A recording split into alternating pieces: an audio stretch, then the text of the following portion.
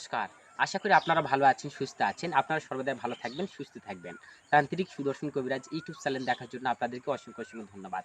আজকে আপনাদের মাঝে যে বিষয় নিয়ে আলোচনা করব সেই বিষয়টি হচ্ছে, দেখা যাচ্ছে যে অধিকাংশ ভাই দাদাদের যে হস্তমৈথুনের পরে সর্বদাই পুরুষাঙ্গ সর্বদাই বেঁকে গিয়েছে এবং সর্বদাই চিকন এবং সর্বদাই আপনার নরমাল দিকে হয়ে গেছে। আপনারা সর্বদাই আমি যে নিয়ম প্রসেস বলব সেই নিয়ম প্রসেস আপনারা যদি করতে পারেন, ধ্বজভঙ্গ ক্রিয়াটা আপনারা শুরুতেই ভালো করতে পারবেন।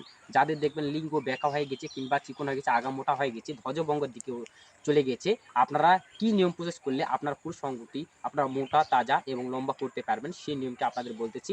প্রথমে আপনাদের করতে হবে, একটা সুন্দর দেখে একটা আপনারা বাজার থেকে নারকেল কিনবেন। বড় দেখে একটা বড়সড় দেখে একটা নারকেল কিনে ওই নারকেলের একদিকে ছোট্ট করে একটা ছিদ্র করবেন। ছিদ্র করার পরে আপনাদের তার আগে আপনারা একটা যোগ সংগ্রহ করে রাখবেন, জল যোগ। যে জলের ভিতর যে বড় যোগগুলো পাওয়া যায়, যত মোটা তাজা যোগ হবে তত ওই তালের উপকারিতা আসবে। আপনারা বড়সড় দেখে একটা যোগ আপনারা আগে থেকে সংগ্রহ করে আপনাদের কি ওই নারকেলের একদিকে ফুটো করে ওই নারকেলের ভিতর আপনারা ওই যোগটি রেখে দেবেন। আর অবশ্যই যার নারকেলের ভিতর যেন নারকেলের জল থাকে, সেই নারকেলের ভিতর আপনারা ওই মোটা তাজা যোগটি ওই নারকেলের ভিতর ঢুকিয়ে দিয়ে আপনারা যে ছিদ্রটি করেছেন সেই ছিদ্রটি সুন্দর করে আপনারা ছিদ্রটি কোনো কাগজ বা কোনো কিছুর দ্বারা আপনারা সুন্দর করে বন্ধ করে দিবেন।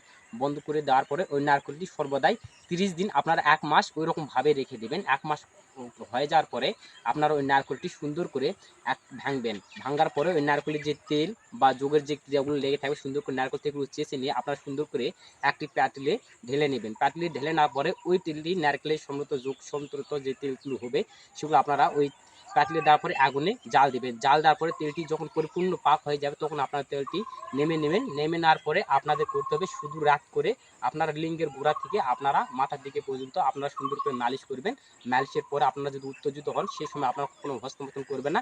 এই প্রসেসে আপনারা যদি করতে পারেন দেখবেন আপনার লিঙ্গ যেরকম আগে ছিল তার চেয়ে অনেক উন্নত হবে। আপনারা এই নিয়ম প্রসেস যদি করতে পারেন অবশ্যই আপনাদের ধ্বজভঙ্গ রোগটি আপনারা খুব সহজে ভালো করতে পারবেন এবং নিজের লিঙ্গকে নিজেকে আপনারা সর্বদা এই রোগটি সেরে নিতে পারবেন। তো অবশ্যই আপনারা বুঝতে পেরেছেন। যদি ভিডিওটি ভালো লাগে অবশ্যই একটা লাইক করবেন। আর অবশ্যই আমার ইউটিউব চ্যানেল নতুন এসে থাকলে অবশ্যই আমার ইউটিউব চ্যানেলটিকে সাবস্ক্রাইব করে আমার পাশে থাকবেন। ধন্যবাদ।